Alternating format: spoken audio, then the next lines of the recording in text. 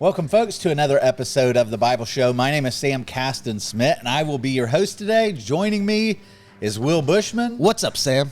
And we are continuing in our series on the miracles of Jesus, and today we get to one that is pretty bizarre. It is. It's one of the ones where people look at it, you go through the commentaries, and they kind of all shrug, right? Yeah, you get to the end of a really long commentary, and they say, we're not sure about anything we just said. And you're like, just lead with that. Right. Help me out, guys. I just wasted some time doing this. It would have been good to right up front so you would have known this isn't worth my time. So it's coming from the chapter in Matthew's Gospel, chapter 17, and it is the miracle where Jesus is going to have Peter pulling a coin out of a fish's mouth.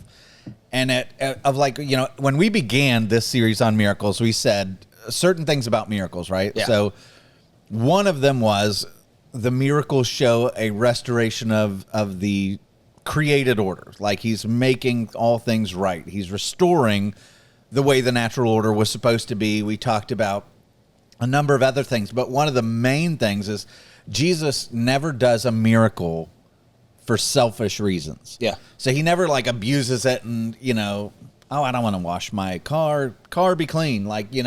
He doesn't do something that's ridiculous just to get out of having to work for it.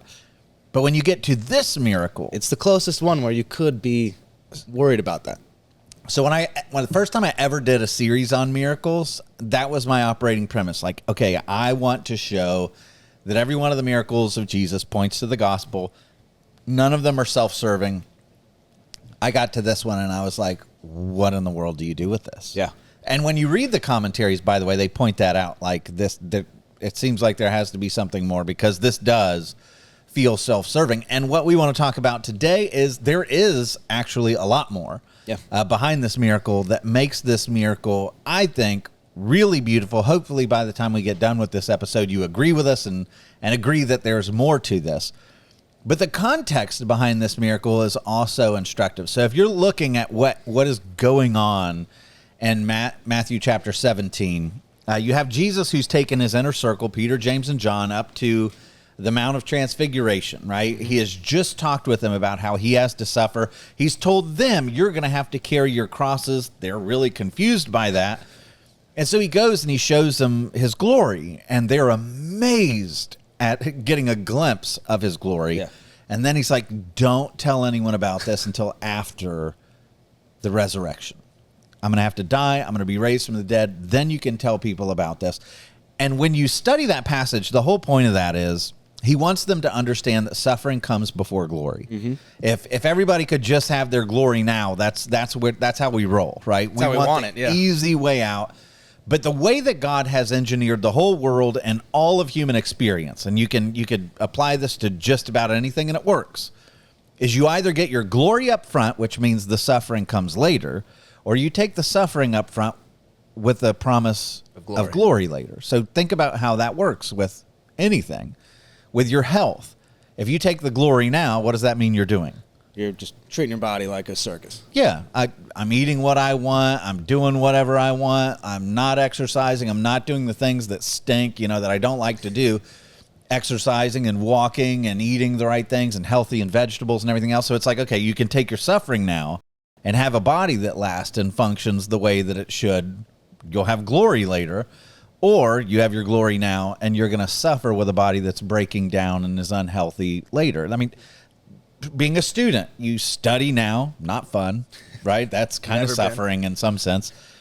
So that you have glory later. It opens more doors for you. Or you do whatever you want right now and you go out and you party and you don't do your homework and you don't study for tests. And guess what happens later? Suffering. Yeah, suffering. All of the opportunities that would have been opened up to you are suddenly close. And so this dynamic of suffering and glory, you find not only all throughout the scriptures where the Bible comes to you and says, hey, you love sacrificially, good things will come out of that. You deny yourself now, you'll have a blessed life. You give up this life on this earth and surrender it to Jesus and follow his design, there's everlasting glory for you in store. And so the God who designed this world and, has that woven all throughout just about everything we do, that's also a message for us for eternity. Yeah. Like, you take your suffering now, and then you'll have glory later. And so right before this, you have Jesus, who's got 3 different stories going on. But in one, the end of the one where he's talking to his disciples who are confused about why they can't cast out demons, you know, he says, by faith, you can do amazing things. So he hits hard on faith, and he says, because of your little faith, you can't cast out demons. For truly I say to you, if you have faith like a grain of mustard seed, you will say to this mountain, move from here to there, and it will move, and nothing will be impossible for you. So faith can move mountains, the biggest obstacles, death itself. Then right after that, it says, as they were gathering in Galilee, Jesus said to them, the Son of Man is about to be delivered into the hands of men. This is about a month before the Passover. And they will kill him, and he will be raised on the 3rd day. And they were greatly distressed. So the context that we're jumping into this story is Jesus is talking to them about the importance of faith and how you have to have faith, and faith can move a mountain. And then the other part of this is, I'm about to have to go to a cross, but I'm going to be raised on the 3rd day. He's hitting them with the promise that I am going to be raised from the dead so that your faith can move a mountain, right? So then we jump into today's passage with that as the context. In verse 24, it says, when they came to Capernaum, we've been there. It's kind of cool. Like, there, you can see the ruins of the ancient synagogue we talked about before in the last episode. But you see the city, you see the ruins, you see all the houses, like the foundations. Spot on the sea. It's incredibly beautiful. So, like, you can go down to the shoreline and stand in, like, the rocks on the shoreline, and you're looking out, and you're like, it's crazy that Peter fished here. You know, Jesus was here. Like, this is where their boats landed. There's not, like, it's not like a huge, like, part of the sea. It's like, no, like, this is pretty much it. Yeah, I mean, at the shoreline for this entire town, maybe 200 yards. Yeah. I mean, it's not big. And so you're right there, and it's like, okay, we're where they were, which is kind of a cool thing. And so they're at Capernaum, and the collectors of the Two-Drachma Tax went up to Peter. Okay, so stop for a moment. What is the Two-Drachma Tax? The Two-Drachma Tax actually started way back in the days of Moses. So if you jump to Exodus chapter 30, Moses is receiving the law of God on the mountain. God is coming and saying, hey, I want you to build a tabernacle, and I'm going to dwell in the tabernacle. This is going to be where the priests burn incense. It's going to be where the priests offer sacrifices. This is going to be the hub of where all of the worship of God takes place, all of the priests. This is headquarters of God, Inc., right? And so Moses is told, I want you, every time there's a census taken among the people, I want you to impose this 2-drachma tax on all of the residents so that the worship of God can be maintained. The temple can be maintained. Back then it would have been the tabernacle, all of the stuff. We can, you know, take care of priests that are taking care of it, all that kind of stuff. And so this isn't a Roman tax. This is a temple tax. And so what they did back then, and there was a huge debate over it, because when you read Exodus 30, it says when there's a census. Well, they took that to be like, okay, we're just going to collect this every year, whether there's a census or not. So this is an annual tax according to the religious leaders, but some people are like, wait a minute, it says only when there's a census, so I should only have to pay this once a lifetime usually. And so there's huge debate over who pays this, whether or not you pay it. The priests were exempt. A lot of people claimed that the rabbis should also be exempt because they're doing the work of God. And so there's all this controversy over when you pay this tax, because it's not clear who should pay this tax. And now they come up to Peter and they say, hey, does your teacher not pay the tax? Is he one of the people that claims some kind of an exemption like that I shouldn't have to do this? Well, I'm a rabbi, you know? And so this is where it's coming from. And Peter says, well, yes, he does. He does pay the tax. Now, why would another reason why this would have been interesting is when you take a census, everybody goes to their home to be counted. Yeah, like the birth of Jesus. Correct. Why would this have been an interesting thing? When a census comes, you go to your home to be counted. Jesus has no home. Oh, yeah. Right?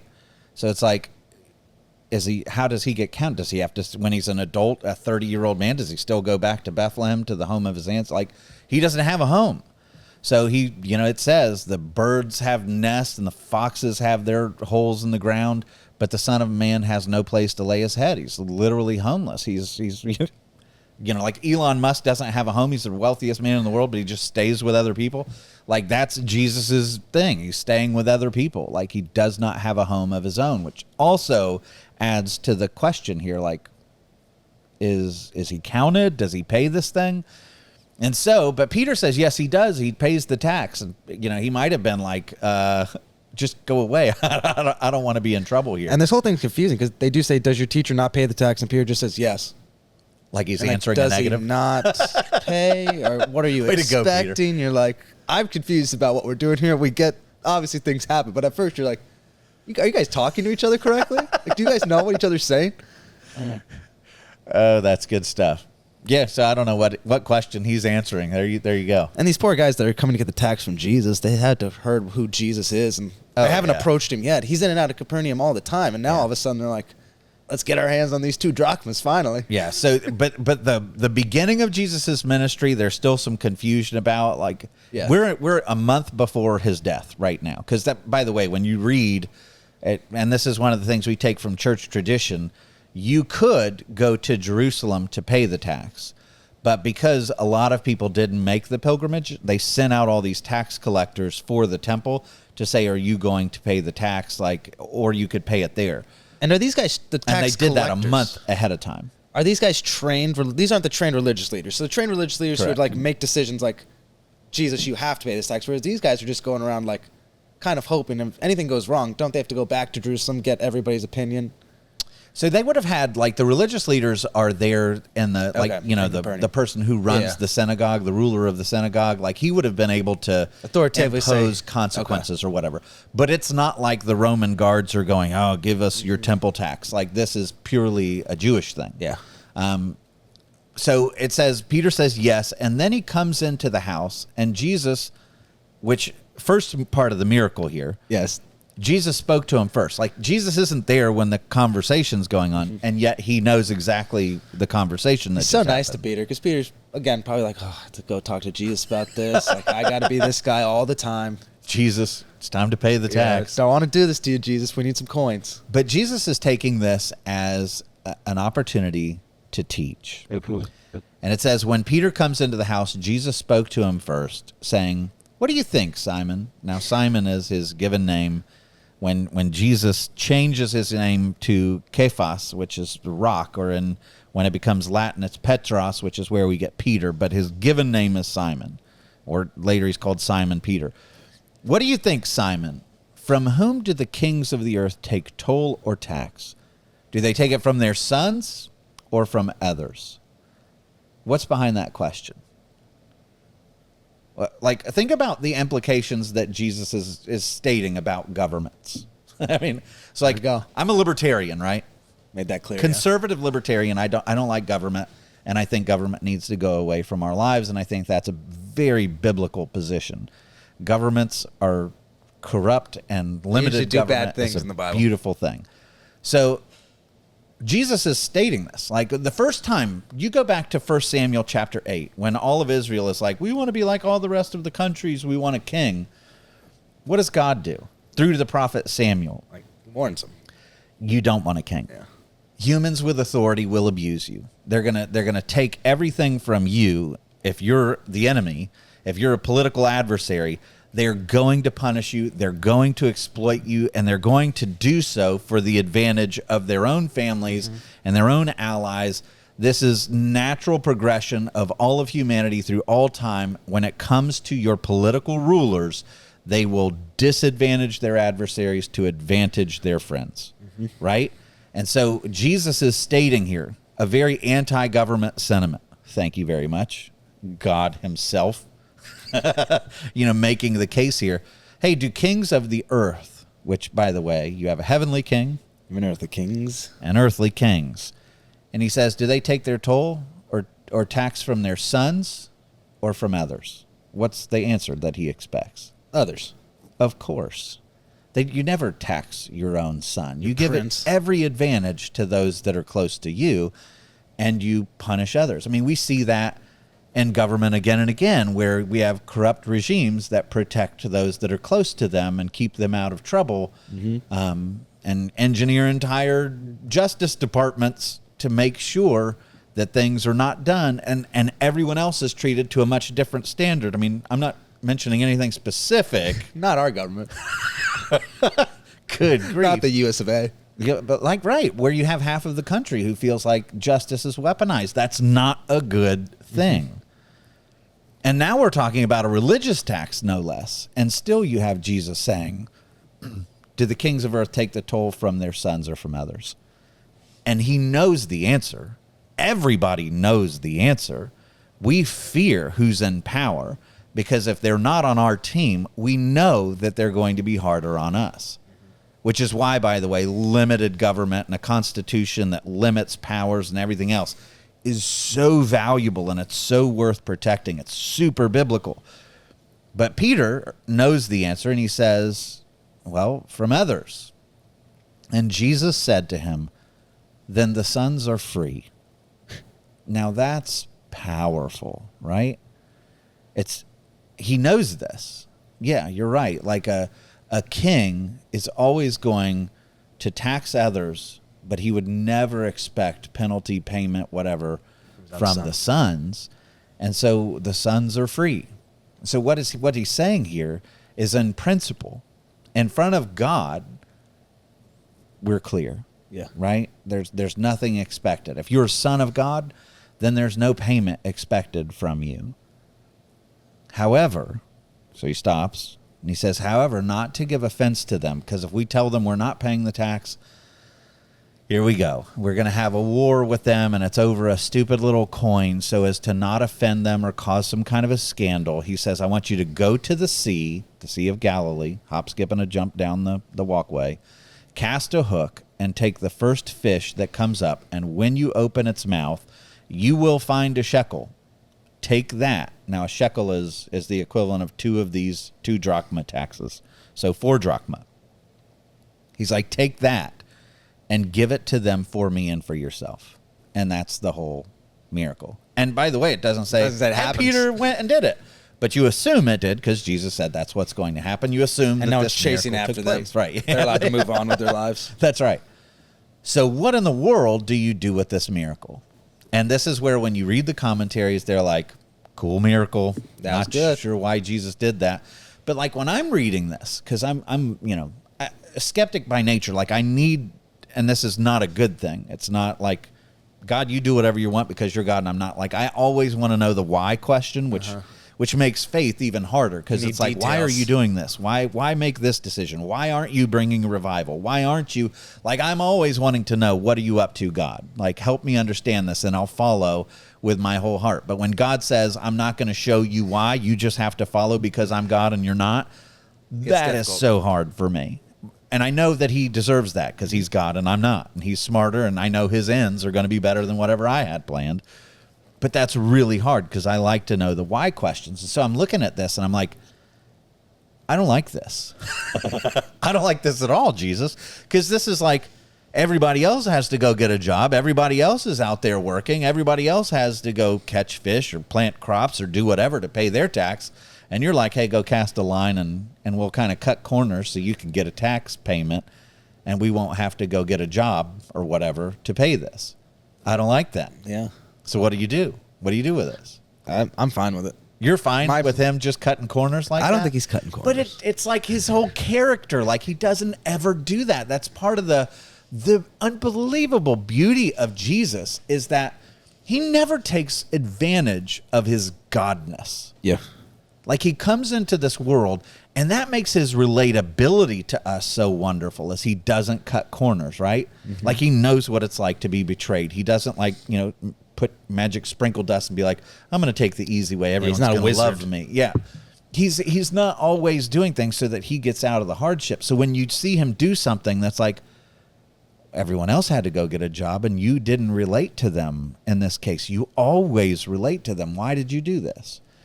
And so that's when I started like looking into this miracle, trying to find the symbolism of what's going on here. And when I find it, like I really do believe that this is the case, and I don't see this in the commentaries. Yeah, you spent more time on this than anyone in the world, so because it bothered me. Yeah, I know. But now it's one of my very favorite miracles because of what it teaches and what it means for us, right? He looks at Peter and says, the sons are free. So let's back up here, okay? And let's consider what's going on. Where's this temple tax going? What is it used for? Remember? The temple. To keep up the temple, right? Things are falling apart. You got to maintain it, make it look nice. You got to pay the salaries. You got to bring in the stuff, new equipment, and all the utensils that are used there. Like everything has to be replaced so that the temple stays nice, right? Yeah. Now, whenever Jesus is talking about the temple in the Gospels, how does he talk about it? Destroy this temple in 3 days. I'll rebuild it. Yeah. Flipping tables. It's gross. This was meant to be a house of prayer. Look at it now. Corrupt. He's telling the disciples, like, you see all these buildings, including that temple that's so glorious, that's so amazing, like not one stone's going to be left on top of one another. And then there's this whole transition throughout the entirety of the New Testament that says we're doing away with that temple, right? Mm-hmm. Why? What is going to become the temple? Oh, we will after Jesus' sacrifice. Right? So Jesus, when he says, tear down this temple and I'll rebuild it in 3 days, the Bible says he's talking about his body. So he is the temple of God. He's human flesh, a tent of flesh that's housing the glory of God. He is the greater tabernacle, the greater temple. And yet when he goes to the cross and he takes your sin and he imputes his righteousness to you, then all of a sudden you're made clean and you're made to be a worthy vessel whereby the Holy Spirit now comes and dwells in you, which makes you what? The temple. The temple. 1 Corinthians 3, 1 Corinthians 6. Do you not know that you're a temple of God? Pentecost, right? In the aftermath of the resurrection and ascension of Christ, the Holy Spirit comes and dwells in the apostles and starts manifesting things in them. And so you have Jesus focusing, laser focused on the construction of temples. And here we have this temple tax, which is precisely for that. It goes to construct, reconstruct, to make new the temple. And who pays for that? The Jews, the people of God. The Jews pay for the physical temple. Oh, yeah. Who pays to make you a Jesus. temple? Jesus. How much does he pay? Infinitely, his life. His life. He lays it all down. Like he makes the ultimate payment so that you can become a temple. And the construction of your temple and the upkeep of your temple and the maintenance of your temple and the forgiveness and cleansing and constant forgiveness, like who pays that? Jesus does. And so the sons are free. You're a son. That means, what do you have to pay? Nothing. Nothing. That's a gospel message, right? That's soteriology 101. Like the only thing that you bring to your salvation is the sin that made it necessary and the faith that triggers the grace of God, right? That's it. And he even gives you the faith that triggers forgiveness and everything else. And so in that sense, what he's saying is, okay, I'm building temples, but the sons don't pay. That's remarkable. So there's two other points of symbolism in this that are pretty cool. He tells Peter, I want you to go down to the Sea of Galilee and I want you to catch a fish. First fish you catch. Now, there's a fish that dwells in the Sea of Galilee. It is the most common fish, and it's called a mango tilapia. I don't know why mango, but if you look it up, go Google it. It's called St. Peter's fish, and it's a tiny little fish. It's a nice fish, but this is almost certainly what Peter catches. And the reason why I say that is this fish does something that's pretty unique and pretty cool. It's wild. When the female fish goes up to the shores, and it lays eggs all through the rocks, and we've stood on those rocks, right? They lay their eggs all over the rocks, and then the male fish comes and fertilizes them, drops the necessary stuff, fertilizes the eggs. But then what the mother does is, the period before these things hatch is like 10 to 12 days. So the mother comes by with her mouth and just goes down to the rocks and is swimming around and sucks up all these newly fertilized eggs and keeps the eggs in her mouth for 10 to 12 days. And there's videos of this, which, you can see on YouTube, where after 10 to 12 days, the mother just starts like belching and looks like puking up. And you just see hundreds of little fish just coming out of her mouth, right? And so think about that. What is that? Here's a mother that is bringing forth many sons and daughters out of the mouth of this fish. Mm-hmm. What's the whole idea of what Jesus is communicating here? Like, the sons are free. So out of the mouth of this fish, you see this imagery of sons children are coming forth out of this fish, right? Now, that's, if you said to a fisherman, go get me a coin out of that fish's mouth, they're immediately going, oh, this is the kind of fish that brings forth children and new life out of the mouth, spits them up, right? Mm-hmm. So you've got that imagery. So not only do you have Jesus saying, okay, this is for the construction of temples, you don't pay. I'm paying for that, right? I'm going to go to the cross. I'm going to make the ultimate payment so that you can become the temple. I'm going to build far greater temples with the payment that I'm putting forward. Then the next picture that you see here is new life coming out of the mouth of a fish. Yeah.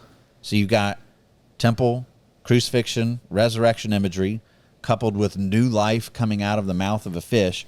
And then the last one is, so Jesus throughout his whole ministry will give two ways that he talks about his resurrection. So when the religious leaders are all running around going, we want a sign, and you're like, dude, like, how many signs does this guy open your eyes, right? He's done all of these miracles, and they're like, we demand a sign. And Jesus will say things like, tear down this temple, I'll rebuild it in 3 days. But then the other one that he repeats even more is, this wicked and adulterous generation demands a sign. And I'm telling you, I'm going to give it one sign. And he says, the sign of Jonah. For just as Jonah was in the belly of the fish for 3 days and 3 nights, so too must the Son of Man be in the belly of the earth for 3 days and 3 nights. And so, like, with the commenting on the resurrection, he talks about temple imagery, check, in this miracle. He's paying for the construction of the temple. And then he talks about Jonah. How does the story of Jonah go? He's thrown into the sea. He's running from God. And then what? It's a sacrifice for the people in the boat. Yeah. The sea goes calm for them. He is swallowed by a large fish. A great sea creature. A large fish. And then what happens to him? He goes down for 3 days. Jonah's in the belly of the fish, repenting to God. He acknowledges that this is the depths of Sheol out of his own mouth. This is the grave for him. Mm-hmm. And then on the 3rd day, what happens? This fish comes to shore. Spits him up. And he's spit out. And Jesus says, that is the resurrection. Mm-hmm. And so now I want you to get this. Jesus, and this isn't, like, the imagery's not an accident, because it's such a bizarre thing. You're going to pull a coin out of a fish's mouth, like, what? Like, that's just a bizarre thing. Just to go get it ask from the rocks. to do, you right? Just want a coin, put it anywhere. Why combine all that? So the first one is, this coin is going to be to pay for the temple. I'm paying for you to become a temple. New life coming out of the mouth of the fish. And then the next thing is you have a fish brought to shore, and it's literally, Gurgitating. This is the picture of Jonah. This is another image of the resurrection where Peter is calling on this fish to regurgitate up a coin. Yeah. The same place where all the sons and daughter fish come out of the mouth. And this coin that pays for the new temple comes out. And so you have this merger of 3 different things in the scripture, all of which are pointing to the fact that you are a son. You don't have to pay. Jesus will pay the entirety of what it takes to make you a cleansed temple. And by the way, just throw in the sign of Jonah into the middle of this miracle. Cherry on top. Just for good measure. And what is the whole point of it? You don't have to pay. Because you're a son. And the sons are free. And is that why the whole supernatural element of the fish and the coin miraculously appearing had to happen? Because if Jesus just took 2 coins out of his pocket. Like Yeah. you said, they're not working right now. So those were gifts from somebody else. Or if Peter's like, oh, I got this one, Jesus, then it would have costed Peter. Yeah. It would have costed some follower of Jesus. But Jesus is making very clear, like, hey, this coin's not coming out of anybody's pockets. I'm going to supernaturally supply it. 100%. Okay. This is all on Jesus. It doesn't impact Peter. He's learning here. Like, oh, okay. Maybe. And you got to think, right, yeah, with Peter. So, but one of the things that's fascinating, and this gets back to the sovereignty of God, like, you know, you jump into your imagination and you think, okay, how in the world does a fish get a coin in its mouth? Well, maybe at some point, and you're trying to, like, does he just create an ex nihilo out of nothing to where, like, the fish is just swimming around and all of a sudden it's like, oh, I got a coin in my mouth. All of a sudden there's a hook. He's like, ah. And a hook. Oh, that looks good. Like he's bringing in sovereignly all these things that have to happen. So, like, in my mind's eye, I'm thinking of, you know, a guy walking along the shore that all of a sudden flings a shekel into the water. Like, what? Why? What did that? What? Or a fisherman maybe stumbled in a boat and lost a shekel that goes Shipwreck. down into the middle of these eggs that some fish then later comes by and has to suck up the eggs. And then Peter's like, oh, I'll throw the hook here. And of all the fish in the entire Sea of Galilee, Jesus, who is sovereign over all of it, is like, that fish, that hook, go. Yeah. You think about the sovereignty that it requires and the fact that this was set in motion from the moment whatever guy lost a shekel in the water at the precise right place for the precise right fish who's going into mating at the precise right time, that's laying eggs in the precise right spot, that sucks the, I mean, so the miracle behind this, like, it's almost like Peter sees this, and I don't know that he would have gotten all the temple and Jonah imagery, at least not right away. But the sovereignty of it all, like, how did he do that? Like, that's wild. So I don't have to pay this, and it's a reminder, like, this is God. This is God. And the one of the great ironies of this is the shekel tax. It's for the temple. And it was different than what the Roman tax would have been. So the Roman tax was, you know, denarius. It, you know, and it had images and inscriptions to Caesar on it. And so the Romans, or the Jews, so hated the Romans that they refused for a temple tax anything that had Roman insignia of it or any acknowledgement of Tiberius or anything like that. And so the only coin that was allowed for the temple tax was what's called a Tyrian shekel, or a Tyrian coin, and coming from the city of Tyre. And what's fascinating about that is it's not religious. Like, on one side of the coin is an image of what they considered to be a god. Ultimately, it traces back to Baal, but they gave it different names. So it's a pagan image on one side of the coin, and on the other side of the coin is an eagle. So pagan, violating the second commandment all over this coin. But it was also of a greater purity of silver. So a Roman coin, you know, was probably up to 80% silver. Like, if you go to coin dealers, they're like, oh, the Tyrian coin, that had to be at least 94% silver. So they were more valuable. And so in a sense, like, the whole point of the temple tax and all the stuff that they're doing, like the money changers and everything else, where when you came to the temple, when Jesus knocks over all the tables and everything else and starts breaking out the whips, part of the reason why he's doing that is people would come with money, and they would come with denarius or whatever, and the religious leaders would be like, we will not take Roman money. You have to go to the money changers to get your Tyrian shekels before you're allowed to buy here. And then they would put exchange rates that were crazy and really rip everybody off. And Jesus is like, you're making what's supposed to be about God the Father and prayer into a business whereby you're ripping people off that are desperate to grow closer to Jesus. How gross. And so even behind all this, behind all the temple tax, like, there's business elements of it where there's greed. And, you know, we want the coin with the greater purity of silver and da-da-da-da-da. And Jesus is just like, bleh. Yeah. You know?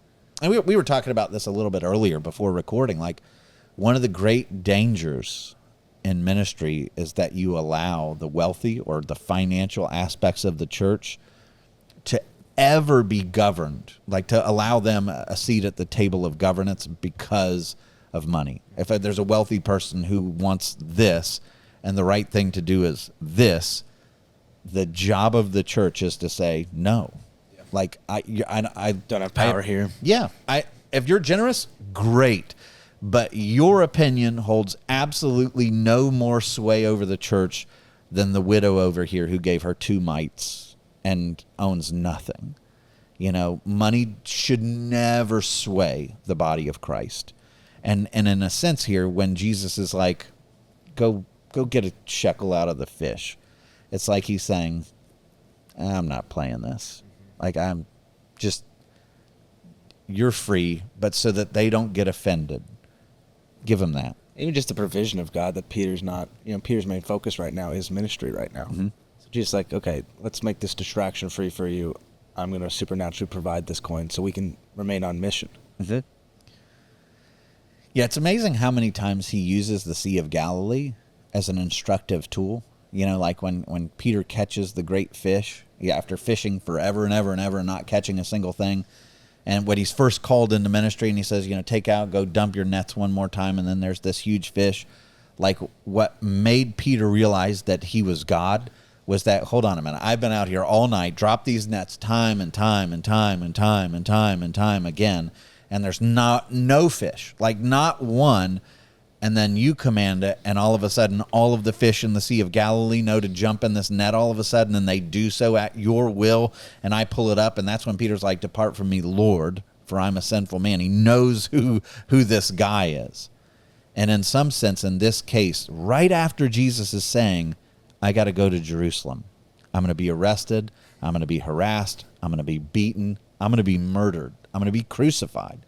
By the religious leaders, by the way. The same ones that are demanding this temple tax. I'm going to be raised from the dead. The temple is going to be rebuilt. Jonah is going to be spit out of the whale again. In the resurrection metaphor. And then he jumps right into this miracle. And the great thing is, and so all this miracle set all the curiosities and ins and outs of this miracle aside, what's the meaning? Jesus loves you so much that he leaves nothing for you to pay. Yeah. The sons and the daughters are free. Yes. You will not be forced to pay, which sets him aside as a king of a heavenly realm, of an everlasting citizenship, of an eternal kingdom where justice and everything else cannot be shaken. Peace will never be taken away from you. It is yours, and it's yours forever. You'll never be made to pay. And by contrast over here, and this is a religious bunch of people, right? Yeah. Still got to pay. The kings of this earth, even the religious leaders of this earth, they'll make you pay. Yes. They want something from you. Yeah. You've got to do something to get their love. And if you're on the wrong side of them, there's going to be pain for you. Yes. So where do you put your hope? Where do you put your hope, Peter? Which king are you chasing after? Which kingdom are you putting all of your eggs in their basket, right? Like, I am the king that does not make my sons and daughters pay. I will pay it all. Those kings will go after their adversaries and make them pay. I'm the kind of king, I pay for my adversaries too, to make them sons and daughters. This whole miracle is just incredibly beautiful. And just so gracious, like, to use what Peter would know. Mm-hmm. Like, Peter knows fishing. He knows the Sea of Galilee. Peter didn't understand right before when he's like, hey, the Son of Man has to die. Greatly terrified. Huh. And then she's like, okay, I see you. So let me do a little object lesson here using what you know. Something that you can understand, something that you can comprehend. And just so gracious. And this is the only hook fishing we got in the Bible? Yeah. The only time I've ever heard of a hook. Nets. Yeah. Huh. So some of the commentaries that had stuff to say they did mention that this would have been humiliating for Peter. Huh. Like, serious professional fishermen that break out the nets and everything else looked at hook fishing like those people. Well, yeah, 'cause they don't know what they're doing. It's useless because, like, you don't want one fish if you're a professional fisherman. Correct. Like, you're looking for more is more. More is better. So, and also the specificity of his sovereignty to be like, no, I don't need you to catch 10 and we'll find one. It's like, no, just stick that empty hook in there. Yeah, that's right. And so you have Jesus who presents this message. You jump to Matthew 18 right after this. What are they arguing about? Who's going to be the greatest? Right? Like, I love 'em. Hey, when we go into your kingdom, like, who's going to be the best one? And it's like, good grief. Like, so clearly, even after he's like, I got it all. You know, the sons are free, the daughters are free. I got it all. I pay it all. The next thing they're like, okay, yeah, but who's the greatest? Yeah, tell us, Jesus. Yeah, how do we earn it still? And that's just the human condition. And Jesus still doesn't smack them upside the head and say, I'm done with you.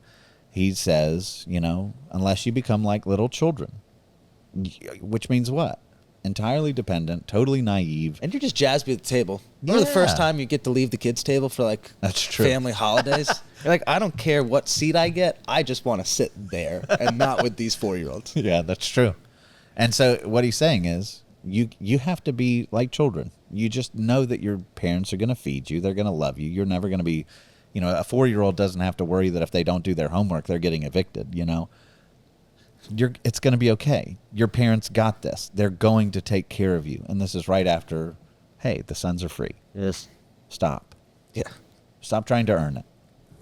You're going to become a far greater temple, and I will pay it all. Amen. Amen. All right. Well, thank you so much for joining us on this episode of the Bible Show. We appreciate you. If you would like and subscribe to the show. Also, if you're not aware, we have another show called Under the Hood, so you can check that out on YouTube, Instagram, and TikTok. Under the Hood FL is the title. Check it out. We've got a lot of good episodes there. And we just want to thank you for being part of our crew. It's a lot of fun to produce these. And so we wish you a great week. God bless.